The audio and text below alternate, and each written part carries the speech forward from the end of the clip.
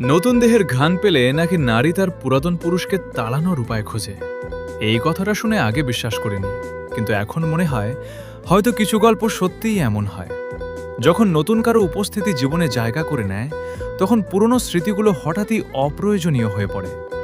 একটা সময় যে মানুষটাকে ছাড়া এক মুহূর্ত চলা যেত না, তাকেই ধীরে ধীরে দূরে সরিয়ে দেওয়ার অজুহাত খোঁজা শুরু হয়। ছোট ছোট ভুলগুলো বড় হয়ে ওঠে, অকারণ ঝগড়াগুলো নিয়মে পরিণত হয়। আসলে ভুলগুলো বড় হয় না, মনের জায়গাটাই ছোট হয়ে যায়।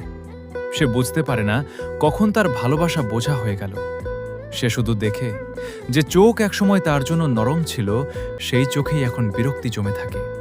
আর যেই হাতটা একসময় শক্ত করে ধরেছিল, সেই হাতই এখন ছাড়ার পথ খুঁজে।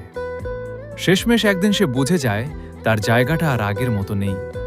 কেউ একজন নিঃশব্দে তার জায়গা নিয়ে নিয়েছে।